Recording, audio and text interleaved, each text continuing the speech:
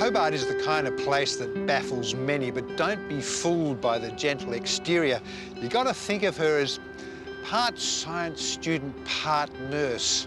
Capable, no nonsense, unfussed by expectation, and as you'd expect from someone with a passion for experimentation or the calm manner to stem a gushing artery, there's heart, there's an edge, there's a twinkle to the eye, there's a desire for the different, and there's the confidence to forge forth to the beat of her own pulse. The capital of the island state of Tasmania sure is a beauty to behold. These days, Hobart fits the bill of being both historic and edgy. And so it is that the departure point for what is arguably the country's most daring art museum is Hobart's heritage Constitution Dock. There is road access to Mona, Hobart's Museum of Old and New Art, but with regular ferries and scenery like this, arriving by the banks of the Derwent River is the best way to really appreciate its scale. Carved into a sandstone cliff, its architecture alone makes it worth the visit. You can't mention Mona without mentioning its creator, local international gambling wunderkind David Walsh.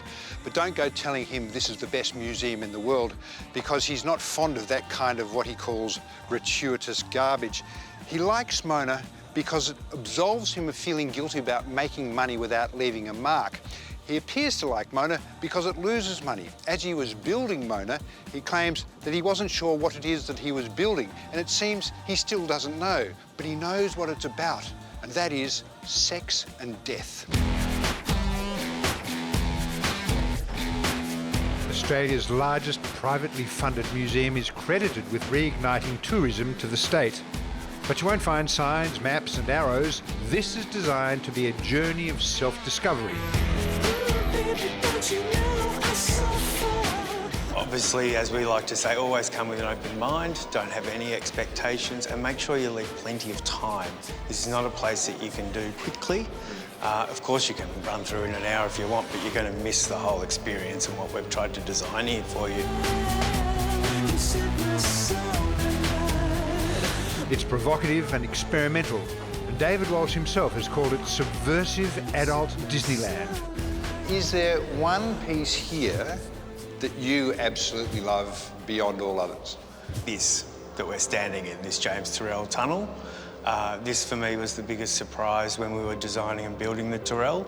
It is amazing, isn't it? I mean, just as we're chatting, standing here and experiencing the change in light, it affects the way you feel almost instantly, doesn't it?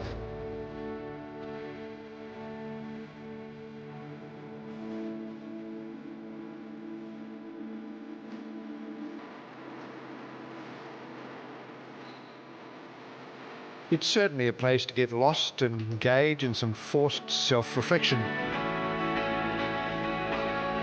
There you are. Wow. Thoroughly discombobulating and more than a little confronting. There's a lot of me. While Mona itself is home to several top-quality dining venues, it also has a couple of options off-site, like Manky Sally's Brewery in Salamanca Place. So Manky Sally's is a bit of play on the word of where the bar and the Nano Brewery is. We're in Salamanca, which is a historic hospitality strip. It was a little bit of a nod to where we are and the fact that we're anything but Manky. It's a little bit of a twist, but we sort of call ourselves a bit of a luxury dive bar. Far fancier than your average brewhouse, Manky Sally's is a rather elegant introduction to the local ales, as well as fruity experimentations. I've got a Mandarin Goza, so it's a salted sour beer, so it's really tart. It's got a little bit of salt, and then it's got a bunch of mandarin in it, so it has some really nice fruit, citric fruit notes to it.